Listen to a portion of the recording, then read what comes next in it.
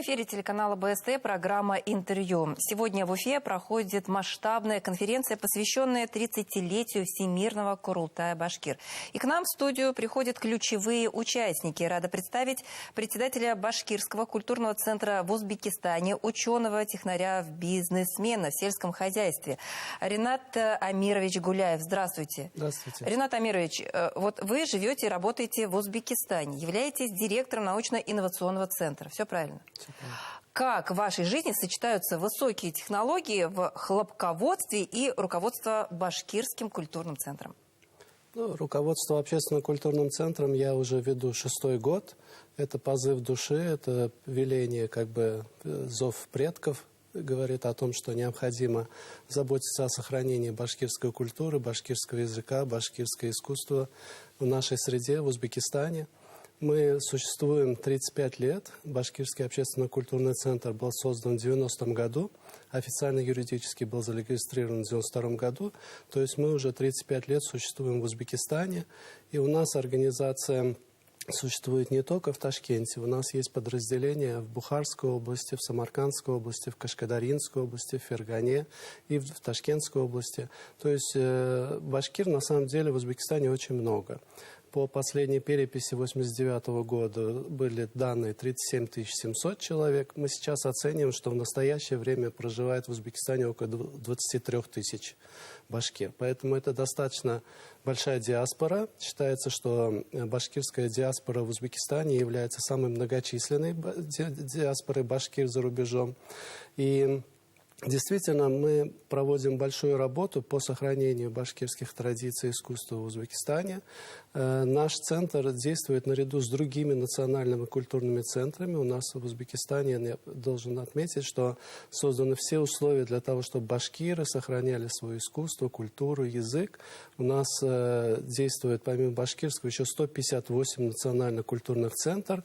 И все они объединены под эгидой Комитета по межнациональным отношениям и связям с зарубежными странами при Кабинете министров Республики Узбекистан, который методически способствует развитию культуры малых народов, которые проживают в Узбекистане.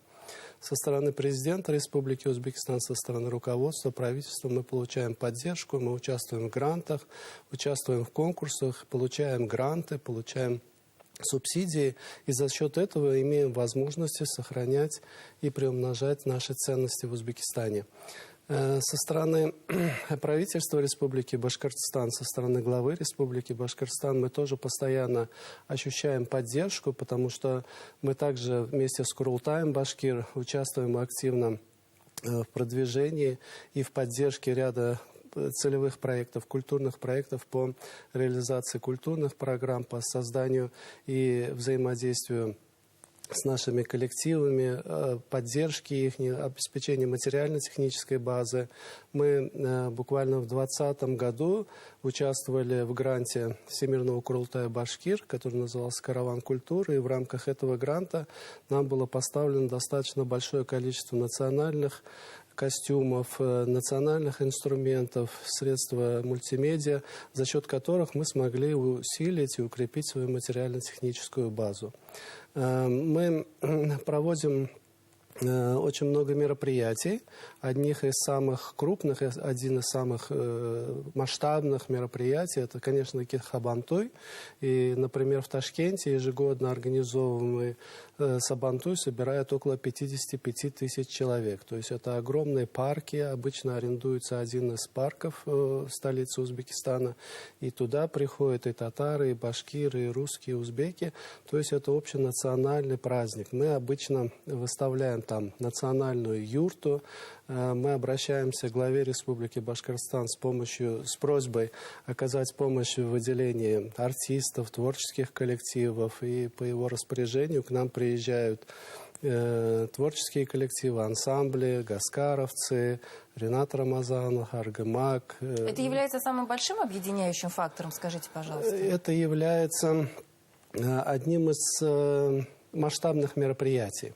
Это как бы традиционно, я думаю, и в Башкортостане, и в России Сабантуй один из крупных праздников, поэтому это как бы один из масштабных мероприятий, и мы очень готовимся к нему, готовим специальную программу.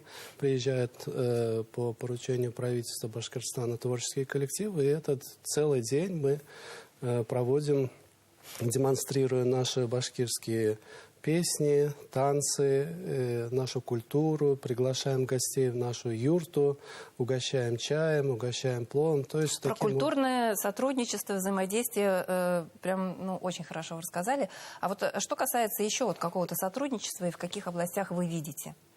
У нас очень интенсивно развиваются экономические взаимоотношения между Башкортостаном и Узбекистаном. Вы знаете, что Узбекистан по товарообороту является 4-й страной, с которыми одни из больших товарооборотов у Башкортостана с Узбекистаном. И в этом направлении идет межрегиональное сотрудничество, сотрудничество между регионами, между Башкортостаном и Ташкентской областью. Интенсивно развиваются отношения с Наманганской областью, с Бухарской областью.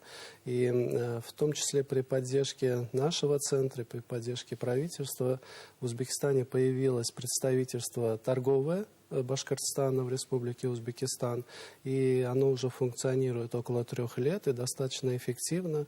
Вы знаете, у нас в Ташкентской области создается индустриальная зона Башкортостан, и реализуется очень большое количество совместных проектов, создание совместных предприятий, реализация совместных каких-то проектов. И я думаю, что в направлении экономическом и торговом есть тоже очень большой потенциал для взаимного обмена, взаимного оборота и торговли. Молодежь. Много ее у вас, скажите, пожалуйста? Молодежь, мы стараемся, потому что мы знаем, что за молодежью наше будущее. Действительно, мы обращаем большое внимание. И как пример я хотел бы привести то, что мы создали молодежный коллектив. Это детско-юношеский коллектив, называется «Шатлык». В этом коллективе мы собрали сейчас в настоящее время около 40 детишек от 4 до 16 лет. У нас функционируют 3 возрастные группы. Это совсем малыши, юноши, подростки и уже более взрослая группа. И эти творческие коллективы, они, значит, творческий коллектив этот молодежный, мы каждое воскресенье собираем, организована воскресная школа по изучению башкирского языка, проводятся занятия по хореографии, обучаем их башкирских танцам, традициям. И для поддержки того, чтобы больше молодежи привлекалась в наш национальный культурный центр, мы обращались к главе Республики Башкортостан с просьбой для того, чтобы организовать поездку данной молодежи в Башкортостан. Потому что они живут в Узбекистане, башкиры, но никогда в жизни Башкирию не видели этой красоты, этой природы, этих музеев, не дышали этим воздухом. И вот в этом году, в июле 2025 года, по специальному приглашению главы Республики Башкортостан, при поддержке Министерства образования Республики Башкортостан, у нас группа детей, около 20 человек, они приезжали в Башкортостан, посетили парк «Патриот», посетили все музеи, национальные заповедники Башкортостана. Программа заняла 2 недели, и они вернулись с очень большими впечатлениями, очень с большим энтузиазмом. И эти поездки, эти организованные эти мероприятия, они помогают все больше привлекать молодежь к нашему деятельности, потому что они, они вкладывают занятия в хореографию, в постановку танцев, в общение. И за счет этих поездок, за счет этого единения, я думаю, что с каждым годом мы сможем больше и больше привлекать молодежь в наши ряды. И тогда ваш совет молодым башкирам, которые живут за пределами республики, на что им делать упор? На интеграцию в новое общество или же все-таки упор на сохранение корней? Возможно ли такое благополучное сочетание, как в вашем примере личном? Вы, кстати, откуда родом? Я сам родился уже в Узбекистане, в Ташкенте, но мой отец, он с Зянчуринского района, с Агдавлетова, села Агдавлетова. По роду мы усерген. И мы составили и свой шежире у нас есть, и генеалогическое дерево. Вот это все мы свои истоки знаем, откуда мы, что мы. И обращаясь к вашему вопросу о том, как что это возможно, невозможно, это действительно возможно, и это как бы насущная необходимость, живя в других системах как бы ценностей, в других языковых традициях других. Мы все равно... Да, мы должны знать и уважать культуру узбекского народа, знать язык узбекского народа, знать традиции его обычаи, но мы не должны забывать и свои корни. И этому сохранению наших корней, сохранению нашей исторической памяти и посвящена наша деятельность Башкирского центра, татаро-башкирских центров наших в регионе, для того, чтобы молодежь и старшее поколение имело возможность общения, имело возможность говорить на своем языке, петь свои песни, танцевать свои национальные, соблюдать свои национальные традиции. И это как бы... Узбекистан, я должен сказать, что это как один из положительных примеров, один из образцов того, как это может быть в современном обществе. Именно компромисс, это объединение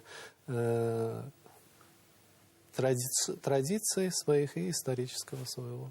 Спасибо большое, что поделились с нами информацией. Ну и плодотворного вам сотрудничества и далее. Спасибо большое. Спасибо. Это была программа «Интервью» на телеканале БСТС. Спасибо, что были с нами.